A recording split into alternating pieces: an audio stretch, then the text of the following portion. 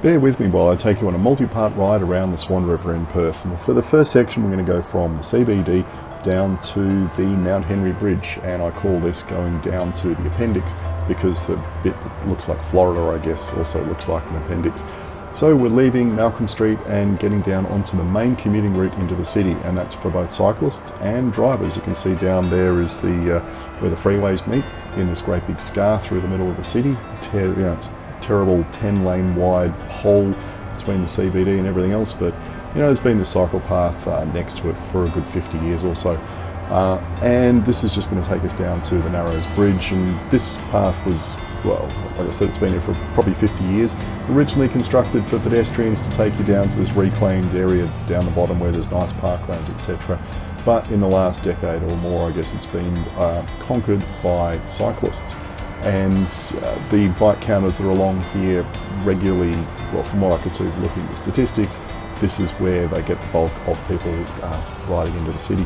And once you're out of that little section, the path widens, and it's a nice wide path. And you can see all the apart from this section, paths in Perth are now regularly done in red asphalt. They put a tint into it, I guess, when they lay it, and it's really easy to find the paths. You just look for something red, and okay, the wayfinding signage often leaves a lot to be desired, so you might not know where you're going, but at least you know you're on a bike path and you're going somewhere.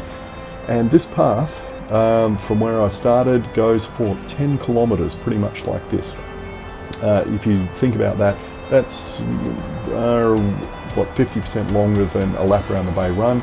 It's longer than the Concords, the Bay Run East-West Regional Cycleway is going to be. And it's all pretty much like this. There is not a single driveway to be crossed. There are no intersections. You just get on the bike and you ride. Now, this is probably going to be a bit monotonous, but it's flat. Winds can be a problem if you've got a sea breeze or whatever blowing the wrong way. But you just go and go and go and go and go, and there's regular bridges, for people to get across.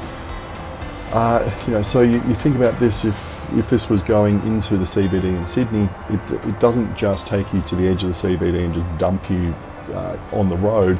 I'll go and do a lap around the CBD at some point and have a look at all the entry points and how far you can get into the city safely on various bits of bicycle infrastructure. I mean, some of it's a bit of a mess and confusing to start with, but I guess something's better than nothing. Now, what this is going to do is it will take us to the Canning Bridge at around the 6 or 7 kilometre mark, and we'll go under at that point we've got an option where we could turn right there and go over the Canning Bridge and cut off the appendix or the Florida shaped thing or whatever you want to call it, but I just find it's nice to continue going on. Now, not all the paths in Perth are like this. This is a new one. In fact, I think they relayed this recently when they widened the freeway. They had to park all sorts of construction vehicles here, and afterwards they, I guess they relayed it. So it's smooth, it's just great. Nice and wide, good foundations, no ripples, etc. And, oh God, I've seen people hiking along here at maybe 50 kilometres an hour and time trial bikes, etc. It's not for the faint-hearted. And it gets very few pedestrians, and I guess because, well, if you're going to go into the city, why would you walk 6 or 7 kilometres on this? You just hop on a bike. It's not like the Bay Run where it's a nice, it's very scenic, but it's not a loop. It's not somewhere where you can get on at one point, go around the loop. This loop in total is about 50 kilometres. So yes, people do walk on it, but very rare. Anyway, that's the Canning Bridge approaching, where there's those tall apartment blocks in the distance. And what we will see on this path is fairly soon it's going to change to black bitumen, and it's going to narrow, and it's going to be some horrible old stuff. And I don't know whether this is because there's a council boundary there, and one council takes care of these things, or one council got a grant, the other one didn't from the state government. But you can see here we're on old path now. And it's still not too bad. It could, it'd be nice if it was a bit wider.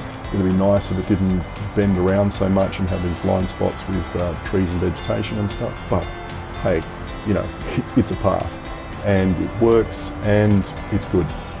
Now, where there are intersections like this one, it's painted green because you see all the cyclists coming over the bridge towards us.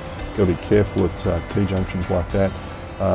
Lots of people over here have bells, and they ring them when they're going under bridges like this, because there's blind corners on the other side. And you know, this was quite a good day for fishing. There were, you know, you can't see it, but out on the river there were lots of people in dinghies and stuff doing a bit of fishing. And this is a more popular walking section. You'll see a lot more pedestrians over this bit, because you can actually do a loop between the Canning Bridge and the Mount Henry Bridge. So consider this bit to be your Bay Run. But the path at least is consistent the whole way. I mean, think of the Bay Run, how it changes, I don't know how many times, 7 times, 10 times, in terms of colour, which side pedestrians are on, which side cyclists are on, the surfaces they use and all the rest of it. At least this is consistent, and you've got a pretty good idea, you know, it's a cycle path. I mean, obviously all the cyclists on it kind of tell you it's a cycle path, but and this path essentially goes, from what I can tell, all the way to Rockingham, which is, I don't know, 50 kilometres or so. Might even go most of the way to Mandurah down the freeway. Of course, we're not going to go and do that. I think the weather will need to be a bit cooler before I go into 100 and something kilometre trip down there and back. And we're about to come up to the Mount Henry Bridge, and once we get to the Mount Henry Bridge, we'll stop this section, because it's going to turn into a road section, and we'll have a look at what it's like riding on the road over here. But this is just great, you know, 10 kilometres of this, and if I wanted to, I could keep on going for, I have no idea how many more kilometres. And like I said, we have not seen a single motor vehicle, a single truck, a motorbike, nothing.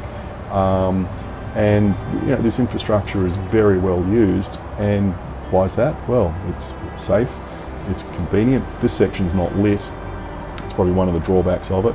But you know, I guess it's one of those things. If you build it, they will come. Anyway, here we are on the Mount Henry Bridge. Once we get off the other side, that'll be part 2, and we'll have a look at what it's like to ride, or making a choice between riding on the road and taking to one of the paths.